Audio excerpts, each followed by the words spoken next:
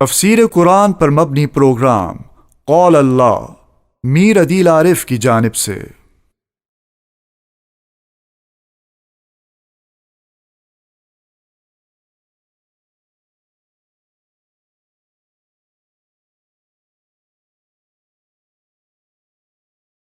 بسم اللہ الرحمن الرحیم۔ پروگرام قول اللہ میں آج انشاءاللہ ہم سورہ لقمان کا تیسرا رکوع ترجمے اور تفسیر کے ساتھ پڑھیں گے۔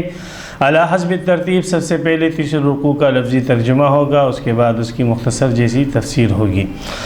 اعوذ باللہ من الشیطان الرجیم، بسم اللہ الرحمن الرحیم۔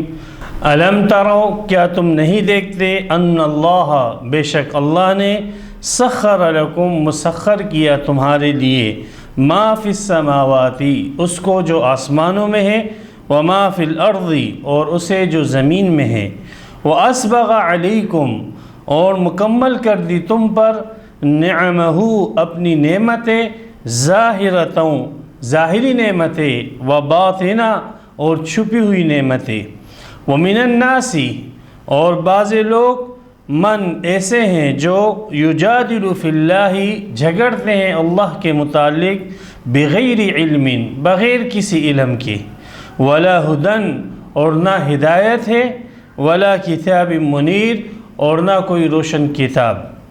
وَإِذَا قِيلَ لَهُمْ، اور جب کہا جاتا ہے ان سے، اتبعوا، پیروی کرو، ما، اس کی، انزل اللہ، جو اللہ نے نازل کیا، قالوا، تو کہتے ہیں، بل نتبع، بلکہ ہم پیروی کریں گے، ما، اس کی، وجدنا علیہ آباءنا، جس پر ہم نے اپنے باپوں کو پایا۔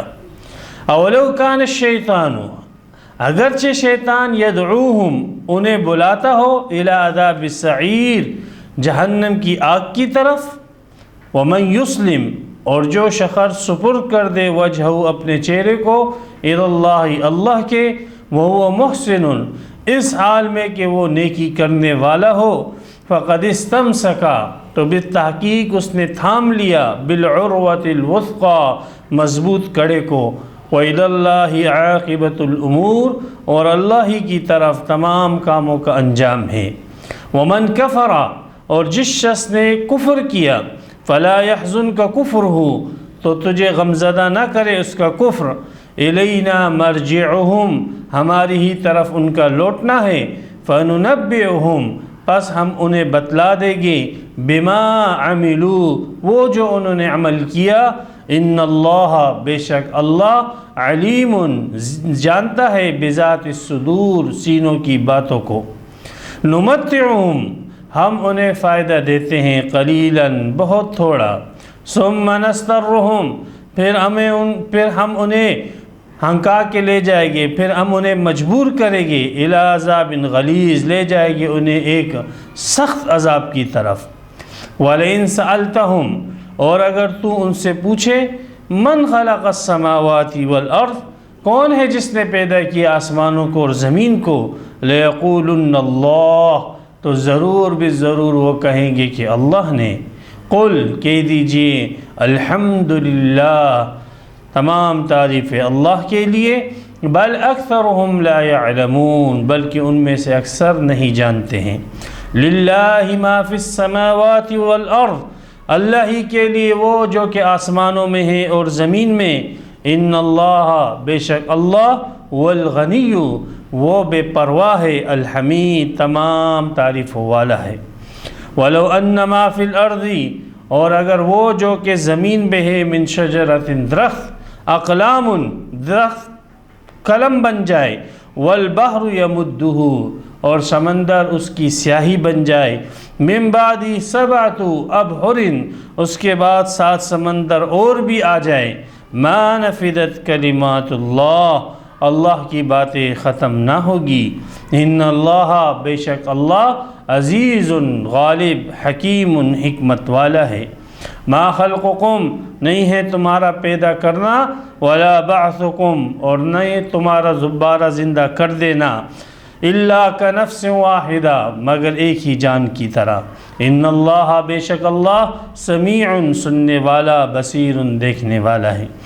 الم ترى، کیا تو نہیں دیکھتا، ان اللہ بے شک اللہ یولج اللیل فی النہار داخل کرتا ہے رات کو دن میں، ویولج النہار فی اللیل اور داخل کرتا ہے دن کو رات میں، وسخر الشمس والقمر اور اسی نے مسخر کیا سورج کو اور چاند کو، کل یجری ان میں سے ہر ایک چل رہا ہے، الی اجل مسمی ایک وقت مقررہ تک، وَأَنَّ اللَّهَ بِمَا تَعْمَلُونَ خَبِيرٌ اور بے شک اللہ جو تم عمل کرتے ہو اس سے باخبر ہے۔ ذَلِكَ بِأَنَّ اللَّهَ یہ اس لیے کہ بے شک اللہ ہی هو الحق وہی حق ہے، وَأَنَّ مَا يَدْعُونَ مِن دُونِهِ الْبَاطِلُ اور بے شک وہ جس کو وہ پکارتے ہیں اللہ کے ما سوا وہ باطل ہے، وَأَنَّ اللَّهَ هُوَ الْعَلِيُّ اور بے شک اللہ وہی بلند ہے، الکبیر بڑا ہے۔ یہاں پر سورہ لقمان کا 30 رکوع مکمل ہوا اور اس کی 30 آیتیں تام ہوئیں۔ سورہ لقمان بلکہ مکی صورتوں کا مضمون وہ توحید باری تعالیٰ ہے، اثبات رسالت ہے، اثبات کتاب ہے، اثبات معاد، یہ 4 بنیادی مضامین مکی صورتوں کا مضمون ٹھہرتا ہے، عنوان ٹھہرتا ہے، جس میں توحید کو ثابت کیا جاتا ہے، رسالت کو ثابت کیا جاتا ہے، کتاب کو اور قیامت کو ثابت کیا جاتا ہے۔ تو اسی طرح سورہ لقمان بھی چونکہ مکی صورت ہے اس لیے اس میں صراحتاً تو توحید کے اس بات کو ثابت کیا جا رہا ہے اللہ سبحانہ و تعالیٰ کی توحید کو کہ ایک اللہ ہی ہے اور ایک اللہ ہی سبحانہ و تعالیٰ جو ہے چیزوں کو عدم سے وجود میں دیتا ہے، ایک اللہ ہی ہے جو عبادت کا حقدار ہے، ایک اللہ ہی ہے جو حاکم ہے اور جس کے حکم پر یہ پوری کائنات چلتی ہے، ایک اللہ ہی ہے جو علم اور قدرت والا ہے اور جو مخلوق کو بھی علم اور قدرت دیتا ہے، ایک اللہ ہی ہے جو مخلوق کی تمام حاجتیں اور ضرورتیں پوری کرتا ہے، اس لیے وہی معبود برحق ہے، اس کے علاوہ جس کسی بھی کی بھی عبادت کی جائے وہ عبادت باطل ہے۔ تو یہ توحید کا بنیادی مضمون، جن لوگوں نے اس مضمون کو مانا، توحید کو مانا، اس کے لیے قیامت میں آخرت میں پھر اللہ نے جنت کا وعدہ کیا ہے اور جنت دینے پر اللہ سبحانہ و تعالی نے اپنی قدرت اور اپنے علم کو بتلایا۔ پھر توحید کے مضمون کو اللہ سبحانہ و تعالی نے جیسے ایک مشاہدوں کے ساتھ، چیزوں کے تجربوں کے ساتھ اور چیزوں کے مشاہدوں سے ثابت کیا، اسی طریقے سے ایک حکیم لقمان دانا جو گزرے تھے ان کے کلام سے بھی اللہ سبحانہ و تعالی کی توحید کو اور اس کے احکامات کی بجاوری کو بیان فرمایا کہ اللہ کا شکر ادا کرنا چاہیے اور اسی کی عبادت کرنی چاہیے اور اس کے ساتھ کسی کو شریک نہ کرنا چاہیے۔ اسی توحید کے مضمون کو مزید دلائل سے آراستہ کرتے ہوئے اللہ سبحانہ و تعالی نے اور دلائل دی ہیں توحید کے اس بات پر۔ علم ترو، کیا مخاطبین جمع کا صیغہ ہے، کیا تم لوگ نہیں دیکھتے ہو، ان اللہ سخر لکم، دیکھنا مشاہدہ کرنا، جس کو ہمارے دور کے اندر سائنس کہتا ہے، سائنس کہا جاتا ہے، سائنس کے علم کے ذریعے اللہ سبحانہ و تعالی اپنے توحید کو اور اپنی صفات کو اور اپنے معبود برحق ہونے کو اور اپنے حاکم اعلیٰ ہونے کو اللہ سبحانہ و تعالی سائنس کے ذریعے ثابت کر۔ یہاں پہ علم تعلم نہیں فرمایا، علم ترو فرمایا، کیا تم نہیں دیکھتے؟ تم تو مشاہدہ کر رہے ہو، تم تو آسمانوں میں گھوم رہے ہو، تم تو زمین کی تہوں میں جو ہے گھوم رہے ہو اور تم نے مشرق مغرب شمال جنوب کی جو ہے خاک چھان لی ہے، تم سمندروں کی گہرائیوں میں جا چکے ہو، تم لوگوں نے تو مشاہدہ کر لیا ہے۔ مشاہدے کے بعد کیا تم نہیں دیکھتے کہ جتنی کی جتنی مخلوقات ہیں وہ ساری کی ساری مخلوقات انسانیت کی خدمت میں لگی، جتنی مخلوقات ہیں، خواہ آسمان کے اندر چاند سورج ستارے ہیں یا یہ ہمارا نظام شمسی ہے یا اور ستارے ہیں، یہ بادل ہیں، یہ زمین ہے، یہ مٹی ہے، یہ درخت ہے، یہ آکسیجن پیدا کرتے ہیں، یہ جانور ہے، انسان اس کو کھاتے ہیں اور اس سے اور فائدے حاصل کرتے ہیں، اس پر سواری کرتے ہیں، یہ درختوں سے اپنے لیے گھر بناتے ہیں، درختوں سے اپنی اور ضرورتیں پوری کرتے ہیں، اپنے لیے الماریاں بناتے ہیں، ٹیبلیں بناتے ہیں، اپنے لیے فرنیچر کا انتظام کرتے ہیں۔ اس قسم کی آپ جس مخلوق کے اندر غور کرو گے تو اللہ سبحانہ و تعالی نے تمہیں سائنس کا علم دیا ہے تو اے سائنسدانوں تم لوگوں نے تو مشاہدہ کیا ہے، مشاہدہ تم لوگوں نے کر لیا ہے، اور مشاہدہ کرنے کے باوجود تم اللہ تعالیٰ کی توحید کو نہیں مانتے، تو کیا نہیں دیکھتے ان اللہ سخر لکم، مسخر کیا تمہارے لیے۔ مسخر کے دو معنی بنتے ہیں، ایک معنی تو مسخر کا یہ بنتا ہے کہ ایک چیز کو کسی کے یوں تابع کر دینا کہ وہ جیسے چاہے اس میں تصرف کرے، اور دوسرے مسخر کے معنی یہ ہے کہ ایک چیز کو کسی کی خدمت کے لیے رکھ دینا، کسی کی خدمت کے اوپر لگا دینا، اور وہ زبردستی اس کی خدمت کرے اور وہ اس کا خادم بن جائے، اور وہ چاہے نہ چاہے پھر بھی اس کی خدمت کر رہا ہے جس کی اس کی ڈیوٹی لگائی گئی ہے جس کی خدمت پر۔ تو وہ بہت ساری چیزیں ایسی ہیں کہ جس میں تسخیر کے پہلے معنی پائے جاتے ہیں کہ اللہ تعالیٰ نے انسان کے لیے مسخر کیے، انسان ان میں تصرف کرتا ہے، اور بہت ساری چیزیں ایسی ہیں کہ انسان کے لیے مسخر کی دوسرے معنی کے اعتبار سے کہ ان کو انسان کے کام پہ اللہ تعالیٰ نے لگائے، جیسے چاند سورج وغیرہ۔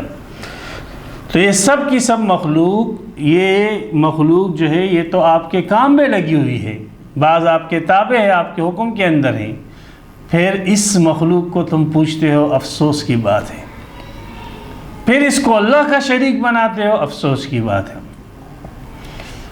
یہ مخلوق چاند کی لوگ عبادت کر رہے ہیں، سورج کی عبادت کر رہے ہیں، پیڑوں کی، درختوں کی، حتیٰ کہ گائے کی عبادت کر رہے ہیں، پتھروں کی عبادت کر رہے ہیں، افسوس در افسوس در افسوس کی بات۔ حالانکہ اللہ تعالیٰ نے یہ مخلوقات تو تمہاری خدمت کے لیے رکھی ہے، یہ تو تمہارے خادمین ہیں۔ کتنا بے وقوف ہے وہ مالک جو اپنے خادم کے سامنے حقیقی مالک کو چھوڑ کر اپنے ملازمین کے سامنے جو ہے سر بسجود ہیں، اور اس سے اپنی حاجتیں مانگ رہے ہیں، اور اس سے اپنی ضرورتیں پوری کروا رہے ہیں۔ افسوس۔ تو مشاہدے کا علم دیا اللہ نے تمہیں، تراؤ، تم دیکھ چکے ہو، استفہام انکاری ہے، تم دیکھ چکے ہو، کیا تم نے نہیں دیکھا؟ یعنی دیکھ چکے ہو، تم مشاہدہ کر چکے ہو۔ پہلے زمانے میں چلو لوگوں نے مشاہدہ نہیں کیا تھا، اب تو تم دیکھ چکے ہو، مشاہدہ کر چکے ہو۔ سخر لکم ما فی السماوات، سماوات عام ہے، فضاؤں کے اندر جو چیزیں ہیں، فضا کو بھی سما کہا جاتا ہے، عربی زبان میں کل ما علاک فاضل لک فہو سما، ہر وہ چیز جو آپ کے اوپر ہے وہ سما ہے، چھت کو بھی آپ سما کہہ سکتے ہو، آپ کے اوپر ہے۔ اسی طرح یہ فضا، یہ چاند سورج ستارے، جتنی چیزیں ہیں، بادل وغیرہ، یہ سب کے سب سما کے دائرے کے اندر داخل ہیں۔ اللہ تعالیٰ نے یہ آسمانوں کو تمہارے لیے مسخر کیا ہے، تمہارے کام میں لگایا ہے، وما فی الارض، اور وہ جو کچھ زمین میں ہیں ان سب کو تمہارے کام۔ وَأَسْبَغَ عَلَيْكُمْ نِعَمَهُ ظَاهِرَةً وَبَاطِنًا، اور اللہ نے مکمل کر لی تم پر اپنی نعمتیں، ظاہرتاً، بعض نعمتیں ایسی جو تم پر ظاہر ہے، تم دیکھ لیتے ہو، وباطنًا، اور کئی گنا ایسی نعمتیں جو تم سے ابھی بھی چھپی ہوئی ہیں، تم ان نعمتوں سے لطف اندوز ہو رہے ہو، تم ان نعمتوں سے فائدہ حاصل کر رہے ہو، تم ان نعمتوں سے مستفید ہو رہے ہو، لیکن تمہیں ان نعمتوں کا خبر نہیں۔ اب ایک عام آدمی، اس کو کیا خبر کہ وہ آکسیجن کی نعمت اٹھا رہے، کس طریقے سے اللہ سبحانہ و تعالیٰ درختوں سے آکسیجن بناتے ہیں، اور وہ آکسیجن جو ہے اس مخلوق کو، ان انسانوں کو اور حیوانات کو پہنچتا ہے، کس طریقے سے اللہ سبحانہ و تعالیٰ ان کے لیے جو خوراک ہے، جو گندم ہے، جو اور خوراک ہے، کس طریقے سے اللہ سبحانہ و تعالیٰ کا نظام چلتا ہے اور وہ خوراک تیار ہوتی ہے۔ ایک لقمہ جو تیرے منہ تک پہنچتا ہے، 360 جو ہے اس کے اوپر صنعتیں چلتی ہے، 360 مخلوقات اس کی خدمت کرتی، تب ایک لقمہ تیرے منہ تک پہنچتا ہے۔ تو بہت ساری نعمتیں ایسی ہیں جو تجھ پہ ظاہر ہے، اور بہت ساری نعمتیں ایسی ہیں جو چھپی ہوئی ہیں، جو تجھ کو معلوم بھی نہیں ہے، وہ معلوم بھی نہیں ہے تجھے، محدود علم میں تیرے۔ وَمَا أُوتِيتُم مِّنَ الْعِلْمِ إِلَّا قَلِيلًا، یہ ظاہرتاً بہت ساری نعمتیں جو تو حواس سے محسوس کرتا ہے، وہ باطن، اور بہت ساری نعمتیں جو اندر کی، جیسے عقل، جیسے قوت وجدان، قوت نظر، قوت فکر، قوت حافظہ، یہ سب اندر کی نعمتیں ہیں۔ تو بعض نعمتیں ظاہر ہیں، بعض نعمتیں چھپی ہوئی ہیں۔ وَمِنَ النَّاسِ، اس کے باوجود لوگ اللہ کے متعلق جھگڑتے ہیں اور اللہ کو نہیں مانتے ہیں، اللہ کا کھاتے ہیں لیکن اللہ کو نہیں مانتے ہیں، اللہ کا دیا ہوا پہنتے ہیں لیکن اللہ کو نہیں مانتے ہیں، اور اللہ کے متعلق جھگڑتے ہیں، اور اگر اللہ کو مانتے بھی ہیں تو شریک بنا کر اس کو مانتے ہیں، اللہ کو مانتے بھی ہیں تو ایسی صفات بنا کر اس کی طرف منسوب کرتے جو اس کے شائع نشان نہیں۔ تو من الناس من یجادل فی اللہ، بعض لوگ ایسے جو جھگڑتے ہیں اللہ کے متعلق بغیر علم، نا علم ہے ان کے پاس، کوئی عقلی دلیل ان کے پاس نہیں، کوئی عقلی دلیل ہو، ولا ہدن، اور نہ ان کے پاس کسی پیغمبر کی اور کسی رہنما کی، کسی مقتدا کی، کسی صلحاء کی جو ہے وہ ہدایت ہو، کوئی اس کا رہنما ہو، کوئی ہادی ہو جو اس کو راستہ بتلائے، ایسے بھی نہیں ہے۔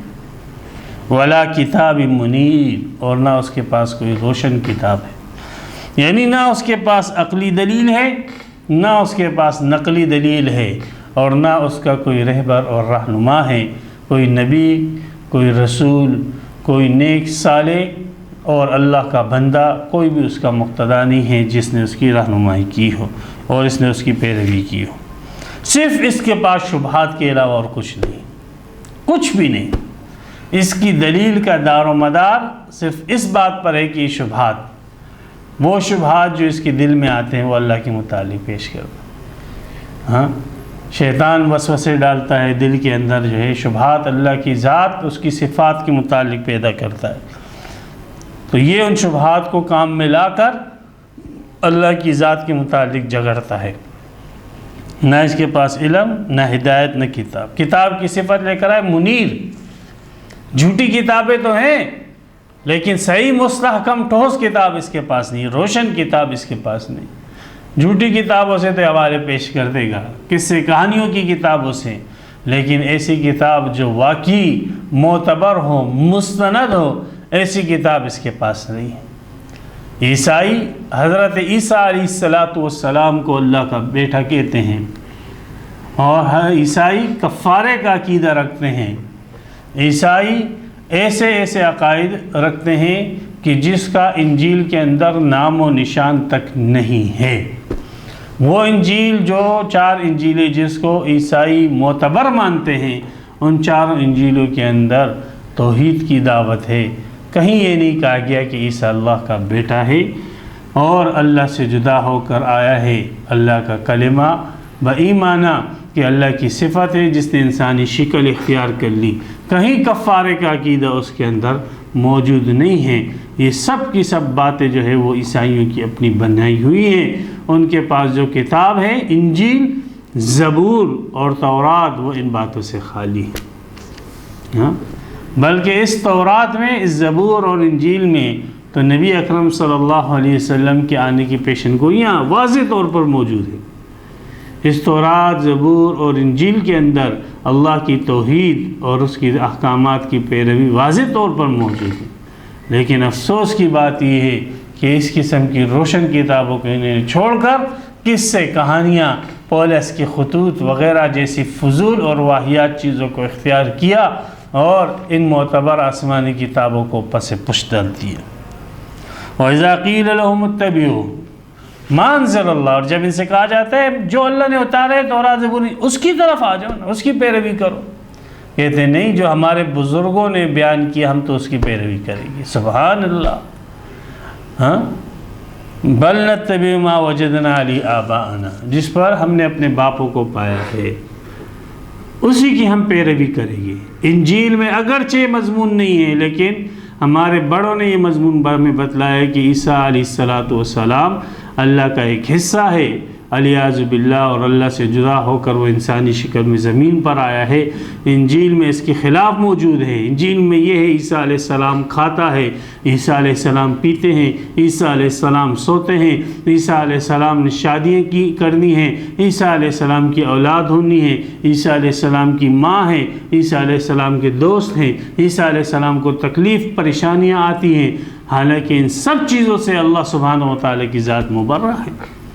اب یہ عقیدے انجیل میں نہیں ہیں، تورات میں نہیں ہیں، لیکن ان کے بڑوں نے ان کو بتایا، تو انہوں نے وہ کتاب منیر کو چھوڑ کر اپنے بڑوں کی باتوں کو لیا اور اللہ کی کتابوں کو پس پش ڈال دیا۔ اولو کان الشیطان یدعوہم، کیا پھر بھی اپنے بڑوں کی پیروی کریں گے؟ اگرچہ شیطان ان کو بلاتا ہو الی عذاب السعیر، دوزخ کے عذاب کی طرف۔ شیطان نے تو ان کے بڑوں کو دوزخ کے عذاب کی طرف بلایا ہے، تو اس قسم کے جہنمیوں کی پیروی کر کے جہنم میں جانا چاہتے ہو؟ کس قسم کے گمراہ لوگوں کی پیروی کر کے گمراہی میں جانا چاہتے ہو؟ یہی بیماری مسلمانوں کے اندر سرایت کی ہوگی، اور قرآن حدیث کی واضح تعلیمات کو چھوڑ کر لوگ اپنے جھوٹے پیروں اور جھوٹے بزرگوں کی باتوں کو لینے لگے، جو قرآن اور سنت کے بالکل منافی۔ جو سچے بزرگ اور سچے پیر ہیں اور جو سچے مرشد ہیں، انہوں نے ہمیشہ قرآن اور حدیث کی تعلیمات کی دعوت دی ہے، اور جو جھوٹے ہیں، مکار اور کذاب ہیں، انہوں نے ہمیشہ قرآن اور سنت کی مخالف دعوت دی ہے۔ حتیٰ کہ ایک پیر تھا، اس نے تو یہاں تک جو کہا، جب اس سے کہا کہ آپ کی یہ تعلیمات تو قرآن میں موجود نہیں ہیں، تو اس نے کہا کہ قرآن یہ 30 سپارے تو نہیں، قرآن تو 40 سپارے ہیں، باقی 10 سپاروں کے اندر میری تعلیمات موجود ہیں۔ یہ ہے ان پیروں کا حال، اس قسم کے کذاب۔ ہمیشہ حق پرست پیروں نے، حق پرست بزرگوں نے اس قسم کے جھوٹے اور مکار مرشدوں کا اور پیروں کا بھانڈا پھوڑا ہے، اور ان کی جو ہے چہرے سے نقاب ہٹائے ہیں اور ان کی حقیقت لوگوں کے سامنے واضح کی۔ تو یاد رکھیں، معیار قرآن اور سنت ہیں۔ قرآن اور سنت کے مطابق جس شخص کا عمل ہو وہ بزرگ ہے، اور اس کے خلاف جس کا عمل ہو، اگرچہ وہ آسمان پر اڑے، اگرچہ وہ زمین کے اندر دھسے، اگرچہ وہ پانی کے اوپر چلتا ہو، جیسے کہ امام شافعی رحمۃ اللہ نے فرمایا، وہ دجال اور کذاب ہے۔ وَمَن يُسْلِمْ وَجْهَهُ إِلَى اللَّهِ، اب اللہ تعالی نے تمہیں مشاہدہ کرا دیا سائنس کے ذریعے سے، اور تم انگریزوں کے پاس جو کتاب ہے اس کی طرف بھی تمہیں دعوت دے دی، آ جاؤ تورات زبور انجیل کی طرف، کہ اس میں اللہ کی توحید کیسے بیان کی گئی، اللہ کا کیا تھا، آ جاؤ۔ قُلْ يَا أَهْلَ الْكِتَابِ تَعَالُوا إِلَىٰ كَلِمَةٍ سَوَاءٍ بَيْنَنَا وَبَيْنَكُمْ۔ اب اس کا لازمی نتیجہ یہ تھا کہ تم مان جاتے، لیکن تم نے کہا نہیں، ہم اپنے بڑوں کی مانیں۔ تو اے یہودیوں، اے عیسائیوں، اے بت پرستوں، مَن يُسْلِمْ وَجْهَهُ إِلَى اللَّهِ، جو سپرد کر دے اپنا چہرہ اللہ کے، وہ محسن، اس حال میں کہ وہ نیکی کرنے والا ہو، وہ مومن ہو۔ اپنے آپ کو اللہ کے سپرد کر دینا، اپنا چہرہ سپرد کر دیا، چہرے میں تو سب حواس آ گئے، عقل آ گئی۔ جس نے اپنی عقل اللہ کے سپرد کر دی تو گویا اس نے اپنے پورے وجود کو اللہ کے سپرد کر دیا۔ اس لیے وجہ یہ کنایہ پورے وجود سے، اس کے پورا وجود وہ اللہ کے سپرد ہے، اور اللہ سبحانہ و تعالیٰ کی مرضی کے تابع ہو کر وہ چلتا ہے۔ لیکن شرط یہ ہے کہ وہ محسن، اس کے اندر صفت احسان ہو۔ محسن کے معنی بعضوں نے نیکی کے ساتھ کیے، بعضوں نے ایمان کے ساتھ، کہ یہ اللہ کے احکامات پر عمل ہو، وہ عمل ایمان کے ساتھ ہو۔ عمل ایمان، یہ دو ہوگی تب کامیابی ہے۔ اگر عمل ہے لیکن ایمان نہیں ہے تو پھر یاد رکھیں اس میں کامیابی نہیں۔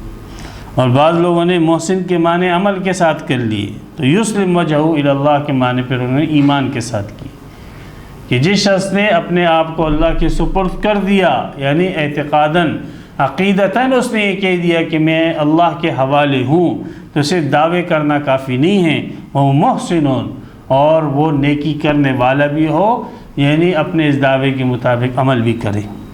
فقد استمسک بالعروۃ الوثقی، تو جس شخص نے ایمان عمل صالح کیا تو بالتحقیق اس نے ایک مضبوط کڑے کو تھام لیا۔ جیسے حرکت ہو رہی ہو، ہلچل ہو، زمین ہل رہی ہو، اور کسی شخص نے مضبوط کڑے کو پکڑا ہوا ہے اچھی طریقے سے، پختہ انداز سے، تو وہ کبھی ادھر ادھر نہیں گرے گا، وہ محفوظ رہے گا۔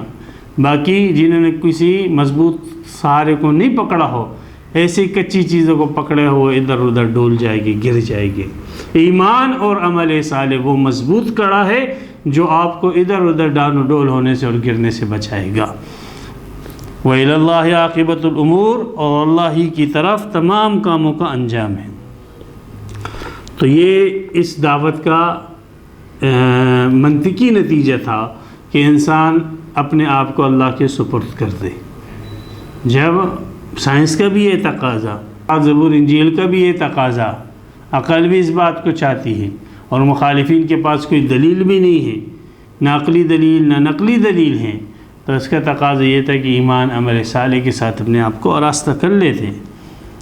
وَمَنْ كَفَرَ فَلَا يَحْزُنْكَ كُفْرُهُ، اس کے باوجود اگر کوئی کفر کرتا ہے تو اے مخاطب، اولی مخاطب محمد رسول اللہ صلی اللہ علیہ وسلم، تو آپ غمگین نہ ہو اس کے کفر پر، اپنا ہی نقصان کرتا ہے۔ ہاں، ایمان لائے گا اپنا فائدہ ہے، کفر کرے گا اپنا ہی نقصان ہے۔ اللہ سبحانہ و تعالیٰ کا نہ فائدہ ہے نہ نقصان ہے۔ جیسے پیچھے جو ہے آیت کے اندر اللہ سبحانہ و تعالیٰ نے بیان کیا تھا کہ جو شخص ایمان لے کر آتا ہے وہ اپنے ہی فائدے کے لیے ایمان لاتا ہے، اور جو شخص کفر کرتا ہے وہ اپنے ہی نقصان کرے گا۔ مَن یشکر فإنما یشکر لنفسہ ومن کفر فإن اللہ غنی حمید۔ تو آپ غمگین نہ ہو، حزن نہ ہو۔ حزن اس غم کو کہتے ہیں جو دوسرے پر ہے، ہاں، اس حزن ایسا نہ ہو، غمگین نہ ہو۔ الینا مرجعہم، ہماری ہی طرف انہیں لوٹنا ہے۔ فننبئہم بما عملوا، اب ہم ان سے حساب کتاب لیں گے، انہیں بتلائیں گے جو انہوں نے عمل کیے ہیں، کہ اتنے واضح دلیلیں تمہارے پاس آ گئی جس پر تم خود جو ہے ریسرچ کر رہے تھے، جس پر تم خود کتابیں لکھ رہے تھے، جس پر تم ویڈیوز بنا رہے تھے، اتنی واضح دلائل آنے کے بعد تم لوگوں نے اس کے مقتضا پر عمل نہیں کیا، اپنے علم پر عمل نہ کیا۔ ان اللہ علیم بذات الصدور، اللہ سے کون سی چیز چھپ سکتی ہے؟ جو انہوں نے عمل کیا وہ کہاں چھپا رہ سکتا ہے اللہ تعالیٰ سے؟ اللہ تعالیٰ تو ایسے اللہ میں ایسے علم والے ہیں کہ وہ سینوں کے علم کو بھی جانتے، سینوں کی باتوں کو، بھیدوں کو بھی جانتے۔ علیم بذات الصدور نمتعہم قلیلا۔ اب ایک بات آئے گی کہ جب یہ لوگ سائنس پر بھی نہیں چل رہے ہیں، اپنی نقلی دلیلوں کے اوپر بھی نہیں چل رہے، تورات زبور انجیل پر بھی نہیں چل رہے ہیں، اور اس کے مقتضا پر بھی عمل نہیں کر رہے ہیں، تو اللہ کا عذاب کیوں نہیں آتا؟ اللہ تعالیٰ فرماتے نہیں، دنیا دار الامتحان ہے، ہم انہیں ڈھیل دیتے ہیں، موت تک ان کے پاس مہلت ہے، ڈھیل دیتے ہیں۔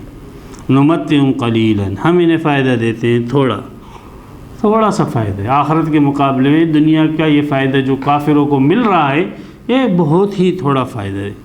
ثم نضطرہم، پھر ان کو ہم مجبور کریں گے، پھر ان کو ہم زبردستی لے جائیں گے الی عذاب غلیظ، سخت عذاب کی طرف۔ پھر اس کے سامنے دنیا کے فائدے جو ان کو ملے ان کی کوئی حیثیت ہی نہیں رہی۔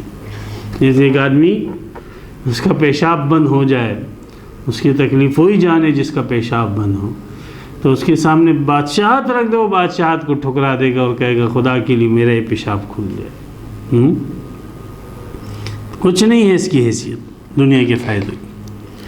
وَلَئِن سَأَلْتَهُم مَّنْ خَلَقَ السَّمَاوَاتِ وَالْأَرْضَ لَيَقُولُنَّ اللَّهُ، ان یہودیوں سے، عیسائیوں سے آپ پوچھو، ان ہندوؤں سے آپ پوچھو کہ آسمان اور زمین کو کس نے بنایا ہے، تو ضرور بالضرور یہ کہے گی اللہ نے بنایا ہے۔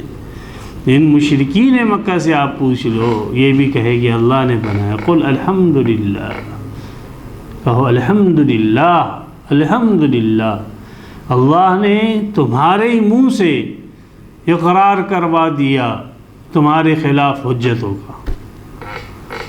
جب آسمان اور زمین کا خالق ایک اللہ ہے، اس کو عدم سے وجود دینے والا ایک اللہ ہے، تو خدا کے بندوں معبود برحق بھی کون ہوگا؟ وہ تو اللہ ہی ہوگا، نہ کہ اولیاء، نہ کہ انبیاء، نہ کہ عیسیٰ علیہ السلام، نہ کہ تمہارے بے جان بت، خود تمہاری زبانوں سے اقرار کرا دی۔ ہے کسی چیز کو پیدا کیا؟ ارونی ماذا خلقو، دکھاؤ مجھے کوئی کائنات میں ایک چیز جس کو عدم سے وجود کسی بت نے دیا ہو، یا کسی ولی نے دیا ہو، یا کسی نبی نے دیا ہو، یا کسی فرشتے نے دیا ہو۔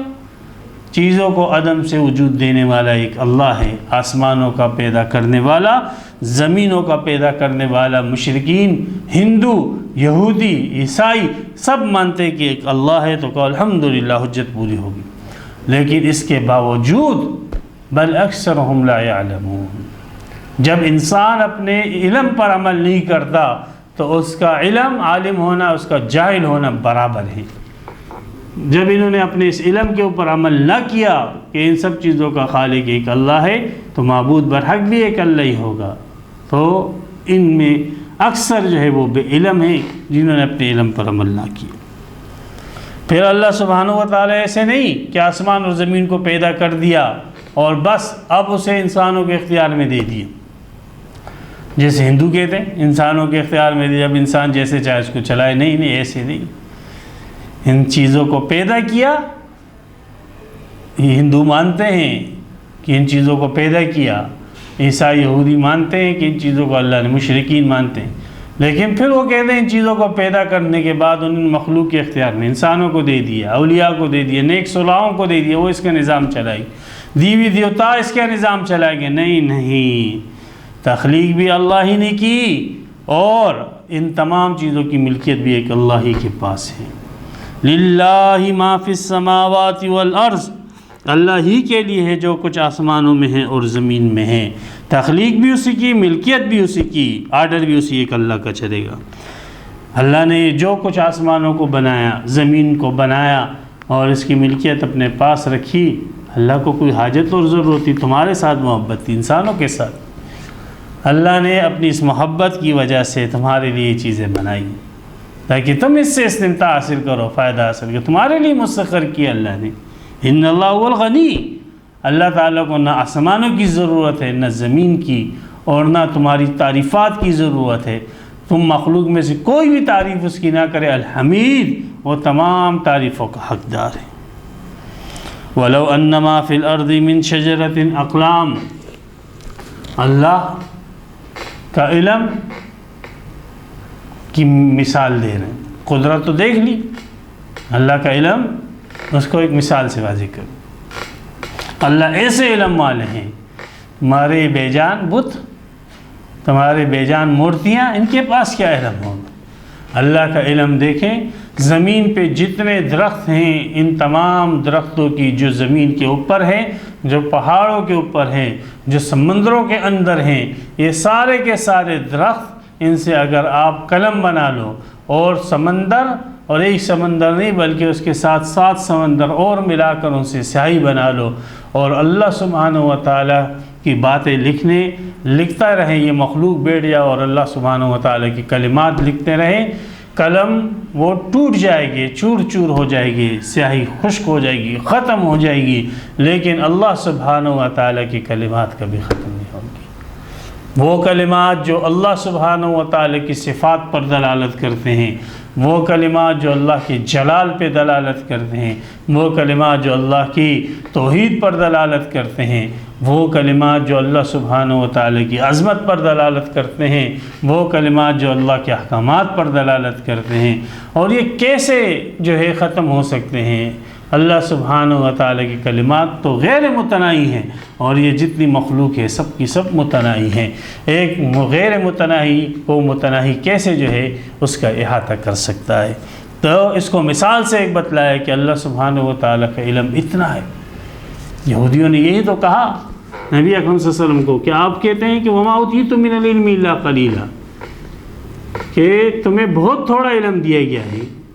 اس سے مراد صرف یہ مشرکین اور یہ مسلمان ہیں، یا ہم یہودی بھی؟ آپ علیہ السلام فرمایا سب ہیں، تم بھی اس میں شامل ہو، تمہیں بھی تھوڑا علم دیا گیا ہے۔ تو انہوں نے کہا ہمارے پاس تو تورات کا علم ہے، اور تورات کے متعلق خود آپ کے قرآن کے اندر ہے تبیان لکل شیء، اس میں ہر چیز کا بیان ہے۔ تو نبی اکرم صلی اللہ علیہ وسلم فرمایا یہ تورات کا علم، یہ زبور، یہ قرآن اور یہ انجیل، اس کے کلمات اللہ سبحانہ و تعالیٰ کے کلمات کے مقابلے میں بہت کم ہیں۔ ہاں، یہ اللہ کے کلمات کا تو ایک حصہ ہے، ایک چھوٹا حصہ ہے۔ اگر یہ پوری دنیا کے سمندر مل کر اللہ کے کلمات لکھنے لگے تو وہ ختم ہو جائے، اللہ کے کلمات ختم نہ ہو۔ تو یہی فرمایا کہ زمین میں جتنے درخت ہیں قلم بن جائے اور سمندر سیاہی بن جائے، اس کے بعد 7 سمندر اور اس کے ساتھ شامل ہو جائے۔ یہ 7 سمندر عرب کا محاورہ ہے، جب کسی چیز کی کثرت بیان کرتے ہیں تو 7 مطلب یہ ہے کہ سینکڑوں سمندر مل جائے، لاکھوں سمندر مل جائے۔ کثرت بیان کرنے کے لیے اہل عرب کا یہ محاورہ ہے کہ وہ 7 کا عدد استعمال کریں۔ ما نفدت کلمات اللہ، اللہ کے کلمات ختم نہ ہوں. ان اللہ هو العزیز، اللہ غالب ہے، غالب، اس غالب کو لے لو. حکیم، اللہ کے ہر کام میں حکمت ہے. تو یہ توحید کا مضمون سائنس سے ثابت کیا، نقلی دلائل سے ثابت کیا کہ مقتضیٰ کی طرف دعوت دی اللہ سبحانہ و تعالی نے، اور دفع اشکال کیا کہ فائدہ دیا جا رہا ہے، اور پھر ان کی زبانوں سے خود اقرار کروایا، ان کی زبانوں سے سائنس کی دلیل، نقلی دلیل، پھر خود ان کے اپنے اعتراف کے ذریعے سے اللہ سبحانہ و تعالی توحید کو ثابت کیا، اور اپنے علم کو ایک مثال سے اللہ تعالی نے بتلایا. اب اللہ تعالیٰ اپنی قدرت اور اس میں آخرت کا بیان، چونکہ آخرت کو مستبعد سمجھتے تھے، کہتے کیسے ہو سکتا ہے کہ دوبارہ اس کائنات کو بنایا جائے، عدم سے وجود دیا جائے. تو اللہ تعالیٰ فرمایا یہ تمہارے لیے مشکل ہوگا، میرے لیے تو کلم البصر، جیسے کہ ایک آنکھ کا چپکنا ہے، ایسے ہی. یہاں پر فرمایا ما خلقکم ولا بعثکم الا کنفس واحدہ، تم تمام انسانوں کا آدم علیہ السلام سے لے کر دنیا کے آخر انسان تک، تم تمام انسانوں کا پیدا کرنا اور تم تمام انسانوں کا دوبارہ زندہ کرنا نہیں ہے مگر صرف ایک جان کی طرح ہے. ایک جان کا زندہ کرنا اور تمہاری مخلوق کا زندہ کرنا اللہ کے نزدیک برابر ہے، کوئی مشکل نہیں. ان اللہ سمیع بصیر، اللہ کی یہ بہترین صفات ہے. عزیز ہے، حکیم ہے، غنی ہے، حمید ہے، سمیع ہے، سنتا ہے، بصیر دیکھتا ہے. الم تر ان اللہ یولج اللیل، اللہ تعالیٰ نے دنیا میں تمہیں دکھایا ہے، بعض دنیا میں تمہیں دکھا دی، قیامت دنیا میں تمہیں دکھا دی. ہر دن اللہ تعالیٰ تم پر قیامت قائم کرتے ہیں. ہر دن سینکڑوں مخلوق اور انسانوں کو، حیوانات کو اللہ تعالیٰ موت دے دیتے ہیں رات کے وقت. صبح ان کو کون اٹھاتا ہے؟ ایک اللہ ہی اٹھاتا ہے. یہ صبح لانے والا کون ہے؟ ایک اللہ ہی ہے. اللہ ہی ہے. کیا تو نہیں دیکھتا مخاطب کہ اللہ ہی ہے جو کہ داخل کرتا ہے رات کو دن میں، اور داخل کرتا ہے دن کو رات کے اندر. رات اور دن کی یہ تبدیلی، یہ تو قیامت کی ایک صورت ہی ہے نا، یہ قیامت کی ایک شکل ہی ہے جو تمہارے سامنے ہے. ہر دن مرتے اور زندہ ہوتے ہو، پھر بھی قیامت کا انکار کرتے ہو. اللہ تعالیٰ رات کو دن میں، دن کو رات میں داخل کر رہا ہے. ہر دن تمہیں جو ہے اللہ تعالیٰ یہ منظر دکھا رہے، لیکن اس کے باوجود تم کہتے قیامت. اللہ کی اتنی قدرت اور علم کا مشاہدہ کرنے کے باوجود وَسَخَّرَ الشَّمْسَ وَالْقَمَرَ، سورج اور چاند کو تمہارے کام میں لگا دیا اور تم نے اس کو عبادت میں بنا دی. وہ خادم تھے، وہ ملازم اور نوکر تھے، اور تم نے اس کی عبادتیں شروع کر دی. افسوس ہے تم پر، تف ہے تم. رات کو دن میں داخل کرنا جس کی وجہ سے دن طویل ہو جائے، جیسے گرمیوں کے اندر، دن کو رات میں داخل کرنا جس کی وجہ سے رات طویل ہو جاتی ہے، جیسے کہ سردیوں کے اندر. تو یہ قیامت کا ایک نمونہ اللہ نے بتلایا. قیامت جہنم کا ایک نمونہ دیکھنا ہے تو سورج کو دیکھو، اور جنت کی چاندنی اور ٹھنڈک دیکھنی ہے تو چاند کو دیکھ. کل یجری الی اجل مسمی، سارا نظام چل رہا ہے. یہ سورج، چاند، ستارے، یہ سب کے سب چل رہے ہیں ایک وقت مقررہ تک، قیامت تک یہ چل رہا ہے، یہ نظام چل رہا ہے. وَأَنَّ اللَّهَ بِمَا تَعْمَلُونَ خَبِيرٌ، تم جو عمل کرتے ہو اللہ باخبر ہے اس سے. تو جب اللہ اتنی اعلیٰ صفات والا، اتنی علم والا، اتنی قدرت والا، تم سے محبت کرنے والا، باوجود غنی ہونے کے، حمید ہونے کے، تمہارے لیے کائنات بنانے والا، سمیع اور بصیر ہے، تو ایسی ذات کی تابعداری کرنی چاہیے کہ اس کی مخالفت کرنی چاہیے. ذَلِكَ بِأَنَّ اللَّهَ هُوَ الْحَقُّ، یہ سب کا سب جو کچھ ذکر ہوا اس سے یہ ثابت ہوا کہ بے شک، اس لیے کہ بے شک اللہ وہی حق ہے، اسی کی عبادت حق ہے، اسی کا حکم حق ہے، وہ جو کچھ کہتا ہے وہی حق ہے. وَأَنَّمَا يَدْعُونَ، اور جس کو وہ پکارتے ہیں مِن دُونِهِ، اس کے ماں سوا باطل ہیں، باطل ختم ہونے والے ہیں. ختم ہونے والوں کو تم بلاتے ہو باطل. باطل کے ایک معنی ہوتے ہیں کہ جو حق کے مقابلے میں، یعنی ناحق ہیں، جن کو تم بلاتے ہو، تمہاری یہ دعوت، تمہارا یہ پکار، تمہاری یہ دعا، یہ ناحق ہے. اور جن کو تم پکارتے یہ سب مخلوق ہونے کی وجہ سے حادثے ختم ہونے والے. تو اللہ ہی حق ہے، اس کو پکارنا حق، اس کی عبادت حق، اس کے حکم کی بجاوری حق ہے. اور جس کو یہ پکارتے ہیں اللہ کے ماں سوا خواہ وہ دعاؤں کے ذریعے سے میری حاجت پوری کر، میری مشکل کشائی پوری کر، خواہ اس کی قبروں کا طواف کر کے، خواہ دور سے اس کو پکار کے، اس کو مشکل کشا حاجت روا کے نعرے لگا کے، خواہ اس نظام کو بلا کے جو نظام جو ہے اللہ کے مقابلے میں دیا جائے۔ اللہ حق ہے، اس کی ہر چیز حق ہے، اس کا نظام بھی حق ہے، اور اس کے علاوہ جن دیگر نظاموں کو یہ پکار رہے ہیں اور اس کے لانے کی جد و جہد کر رہے ہیں، وہ سارے کے سارے نظام باطل ہے۔ جمہوریت کا نظام ہو، کمیونزم کا نظام ہو، سوشلزم کا نظام ہو، یہ سارے کے سارے نظام باطل ہے، باطل ہے، باطل ہے۔ اللہ ہی حق ہے اور اس کا نظام حق ہے۔ وَأَنَّ اللَّهُ هُوَ الْعَلِيُّ، اللہ ہی بلند ہے، کبیر، بڑا ہے۔ اللہ سبحانہ و تعالیٰ نے اتنی اپنی اچھی صفات کو ذکر کیا، آخر میں اس رکوع کے اختتام پر 2 صفتیں ذکر کی، العلی، الکبیر، کہ اللہ بلند ہے، باوجود اس بلندی کے اللہ تعالیٰ نے تمہارے ساتھ رابطہ کیا۔ اللہ بہت بڑے ہیں، اللہ کی بڑائی ہے کہ اس نے اپنی اس عاجز مخلوق کے ساتھ رابطہ کیا، اور اپنے اس عاجز مخلوق کو اللہ نے نہیں بھولا، اور اس کی ہر حاجت اور ضرورت کے لیے اللہ ہر وقت لبیک کہتے ہیں، ہر زبان کے اندر اس کو پکارو تمہیں تمہاری پکار کا جواب دیتے ہیں، باوجود اس بلندی کے اور اس کبریائی کے۔ یہ اس کی رحمت ہے اور بندوں کے ساتھ اللہ کی محبت ہے۔ تو ایسے محبت کرنے والے معبود کو اس کو مانو، اس کا کہنا مانو، اس کے احکام مانو، اور اس کے سامنے سر بسجود ہو جاؤ، اور اس کے سامنے کسی کو شریک مت کرو، نہ ذات کے اندر، نہ صفات کے اندر، نہ علم کے اندر، نہ حکم کے اندر، اور نہ پکار کے اندر، کسی چیز میں اللہ سبحانہ و تعالیٰ کے ساتھ کسی قسم کا نہ بڑا شرک کرو نہ چھوٹا شرک کرو، ہر قسم کی شرکیات سے اپنی دامن کو بچا کے رکھو۔ اللہ سبحانہ و تعالیٰ ہمیں توحید کے ساتھ وابستہ رکھے، توحید پر ہمیں موت عطا فرمائے۔ وآخر دعوانا ان الحمد للہ رب العالمین۔ تفسیر قرآن پر مبنی پروگرام قول اللہ میر عدیل عارف کی جانب سے۔